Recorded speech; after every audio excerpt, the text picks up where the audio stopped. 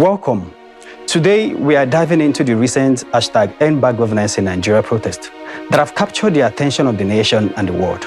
Grab your snacks, settle in, and let's break it down. Everything no goes. We hungry too much. We want to die for hunger. Hey everyone, if you've been scrolling through the social media lately, you've probably seen the #EndBadGovernance in Nigeria trending. But what is it all about? In this video, we'll explore how the protest has fared, the demands of the protesters, and the government response. Nigerians taking part in the nationwide hunger protest. Hunger protest enters day 5 as demonstrators. It was a protest and a counter-protest in Yenagwa. The protests kick off on the August 1st, 2024, fueled by the widespread frustration over Nigeria's economic situation. With inflation soaring to nearly 34% and food prices skyrocketing, citizens took to the streets demanding change. They called for the reinstatement of petrol subsidies and an end to corruption and a reduction in the cost of governance. End bad government! End bad government! Over the span of 10 days, protests erupted in major cities like Lagos, Abuja, and Jos. While many demonstrations were peaceful, some turned out violence, leading to looting and clashes with security forces. In Jos, for instance, a peaceful march was made by hoodlums who caused destruction, promoting a 24-hour curfew to be imposed by the state government. In the early days of the protest, there was also a curfew in Kaduna, Nasarawa, Yobe, and Kano, where shootings erupted. And in some northern cities, groups of people were on the street, waving Russian flags in their demand for regime change, which caused some confusion for so many Nigerians. The Russian flag does resemble the flag of the armed forces, which appeared alongside the Nigerian flag during the broadcast President Tinubu would deliver in response to the crisis.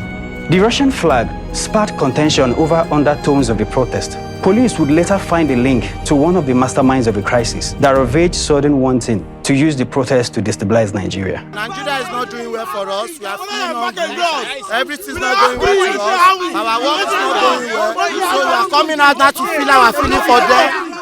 Nigeria is not be river state. We are hungry. May come outside. Tell them. We are hungry. My children cannot eat. Beans, 1 mood is 3.5. Oil is 2,000. Gari is 1.5. My children cannot. Yesterday I have to pay for the one I'm holding before and buy another one for my children to eat. I cannot tolerate it anymore. We no give back Gari where we they do by ourselves. Gari where my mama they do. Gari where my mama they do for village. Let them go. Free.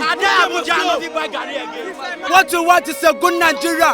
Where there is peace, where there is prosperity, where there is security, where there is stability. All you want is when it's the youth. All you want is for the youth to have job.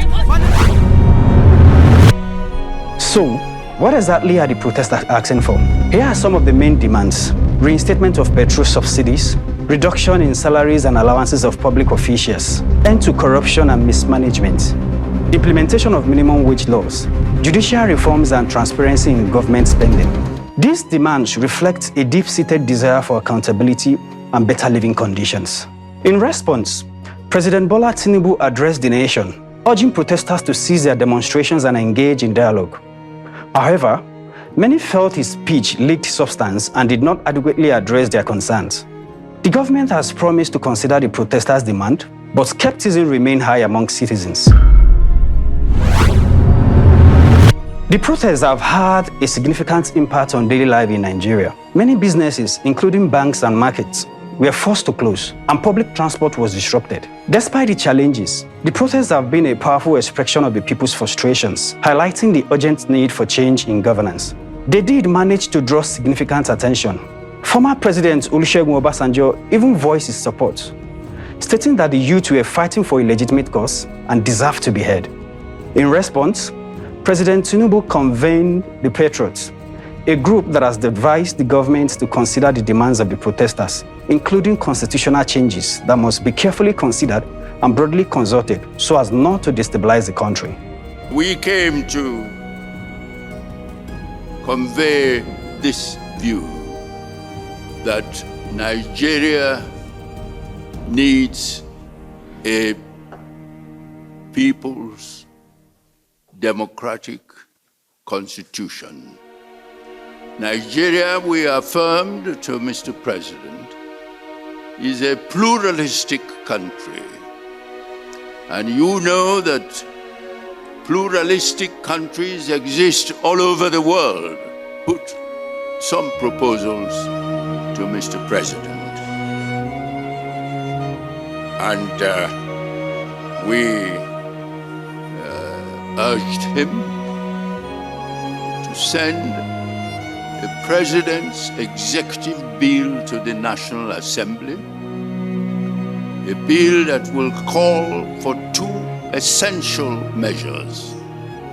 One, the convening of a National Constituent Assembly to be mandated to produce a new draft constitution.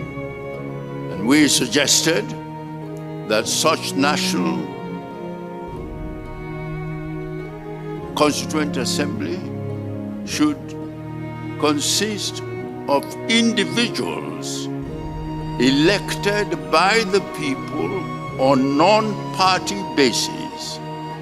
Say, for example, 3 individuals per state, per each of the 36 states, and 1 from the Federal Capital Territory.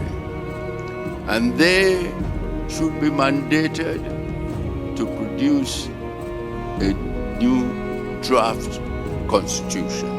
However, not everyone supports the protest. Right from the start, officials in government were against the protest, even mocking and daring protesters. We are not interested in regime change. Let us own this government.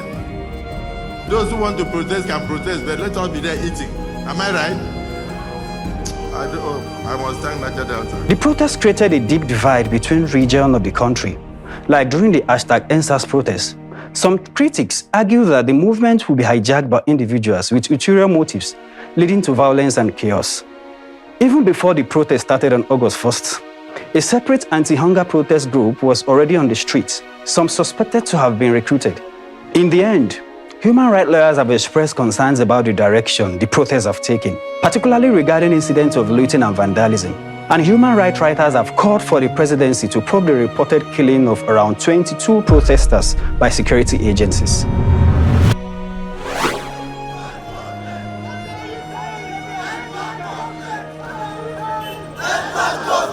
As the dust settles, the #EndBadGovernance in Nigeria protests have ignited a crucial conversation about the state of governance in Nigeria. On day 10, protesters threatened to continue with a 1 million march, and a court ruling has dismissed a bid to stop the protest continuing. While the immediate future remains uncertain, the voices of the people have been heard, and the demand for change is louder than ever. We are hungry, we are hungry. We are hungry day. A Nigerian, but the situation of the country makes me to deny my country. Because imagine Gary, cup of Gary, we cannot afford to buy Gary. All what we want is the president to listen to his children. Please, if you can reverse this fuel subsidy, reverse it. Your children are hungry, Nigerians are hungry, police are hungry, army are hungry. Please save our nation. Tell our story, we are peaceful. We are not criminals. Hungry too much. We want to die for hunger. For what? It's not good. That's why we are out here. If you found this video informative, don't forget to subscribe and share your thoughts in the comments below. What do you think about the protest? Let's keep the conversation going. My name is Chidebere Himebere Simon. Thanks for watching and see you in the next video.